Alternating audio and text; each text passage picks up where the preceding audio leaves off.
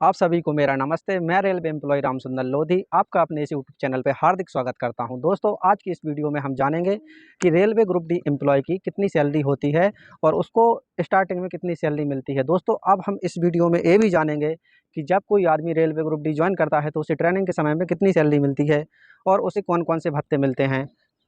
पूरी जानकारी हम जानेंगे अपनी सैलरी स्लिप के माध्यम से। और दोस्तों, हर एक रेलवे कर्मचारी को 30 तारीख का इंतज़ार रहता है, क्योंकि ह इसमें कभी भी सैलरी लेट नहीं होती है। 30 तारीख की सुबह-सुबह 6 बजे सैलरी आ ही जाती है। जब आप इस वीडियो को देख रहे हैं तो ये बात तो कन्फर्म है कि आप या तो फिर रेलवे की तैयारी कर रहे हैं या रेलवे में हैं। तो मैं आपको यह बताना चाहता हूँ कि अगर आप सैलरी स्लिप देखते हैं तो पक्का आप इस चीज़ के लिए मोटिवेट तो ज़रूर हो जाएँगे कि हमें भी कैसे भी करके रेलवे का कोई ना कोई एग्ज़ाम निकालना है। तो दोस्तों, ठीक है, चलते हैं हम रेलवे सैलरी तरफ की ओर बिना किसी देरी के। तो ये रही मेरी सैलरी स्लिप। जैसे ही आप ग्रुप डी ज्वाइन करते हैं तो दोस्तों, ट्रेनिंग के समय आपको कितना पैसा मिलता है, ट्रेनिंग पे जब अगर आप रहते हैं तो आपको उस समय कितना पैसा मिलता है, कितना नहीं मिलता, ये सब की जानकारी मैं आज आपको दूंगा दोस्तों, आपके मोटिवेशन के लिए। तो दोस्तों देखिए, जैसे ही मेरी ज्वाइनिंग हुई थी उसके बाद में मैं सीधा ड्यूटी ना जाके सीधा बहुत सी जगह क्या करते हैं, जैसे आपकी ज्वाइनिंग होती है तो आपको ट्रैक पे भेज देते हैं। पर दोस्तों, मेरे साथ ऐसा हुआ था कि मैं ट्रैक पे ना गया था, पहले मुझे ट्रेनिंग पे भेजा था। अब जब मैं ट्रेनिंग पे गया था तो अपने हेडक्वार्टर से, जैसे मेरा हेडक्वार्टर ए है और मैं ट्रेनिंग जा रहा हूँ बी जगह पे, तो ये दूरी लगभग 200 किलोमीटर थी। तो अपने हेडक्वार्टर से 200 किलोमीटर दूर मुझे ट्रेनिंग मिली थी दोस्तों। तो ट्रेनिंग के समय पे जो मेरी सैलरी आ रही थी वो कितनी आ रही थी उसके बारे में मैं जानकारी सब आपको देता हूँ दोस्तों। देखिए दोस्तों, मेरा बेसिक पे जो है वो है 18,000 और डायनेस अलाउंस जो था मुझे मिला था, मतलब महंगाई भत्ता मिला था मुझे 9,540।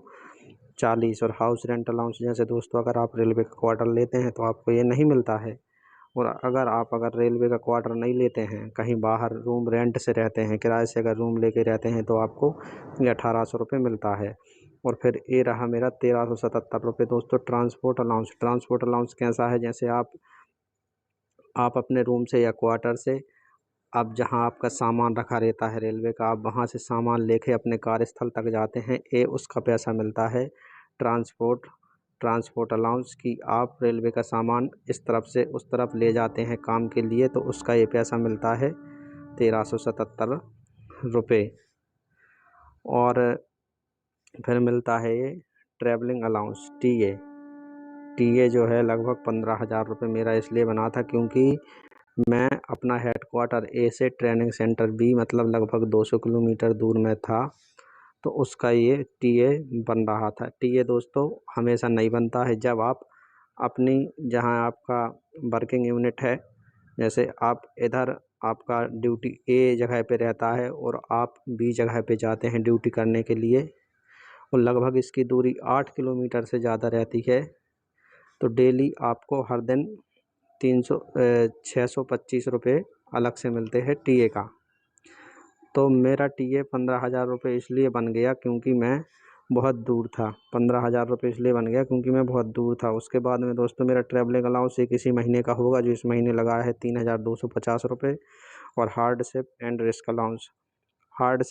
रिस्क अलाउंस ये केवल ट्रैकमैन को मिलता है, क्योंकि ट्रैकमैन की ड्यूटी ऐसी है, गर्मी में भी चलती है, मतलब खुले मौसम में रहता है मैं ट्रैकमैन। तो ये गर्मी में भी धूप में काम करना पड़ता है, ठंड में ठंडी में काम करना पड़ता है, रात में नाइट ड्यूटी लगती है, पेट्रोलिंग करते हैं। खैर, नाइट अलाउंस तो अलग से मिलता है और बरसात में भी ड्यूटी करनी पड़ती है। तो ये सब कुल मिला के मेरा जो है एक ग्रॉस लगभग इतना हो जाता है, जो कि लगभग ये इतना हो जाता है। उसके बाद में हम देख लेते हैं कि मेरी कटौती कितनी हुई थी। एनपीएस रेलवे एम्प्लॉय स्कीम सी का मेरा कट गया था 9 रुपये। और उसके बाद में new pension scheme tyre 1 HPS जो मेरा है 2,754 रुपये कटा था। और प्रॉफिट टैक्स एमपी 208 रुपये कटा था। Armed force flag day fund 200 रुपये कटा था।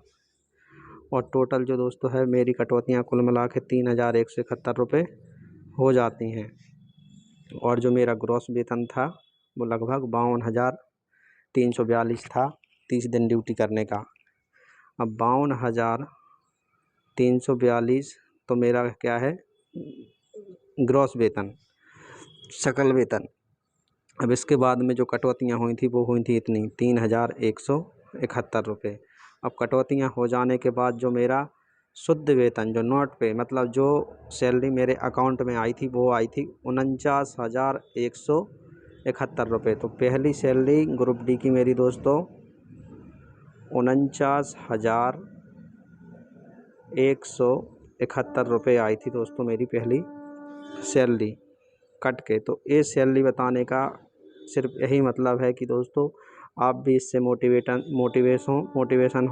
हों और आप ग्रुप डी का एग्ज़ाम निकालें। ग्रुप डी में एग्ज़ाम निकालने के बाद आपके लिए सारे रास्ते खुल जाते हैं। डिपार्टमेंटल एग्ज़ाम होता है रेलवे में, क्योंकि पहले तो मैं पहले ट्रैकमैन था, अब तो खैर मेरी पोस्ट बदल गई है, मैं एएलपी हूँ।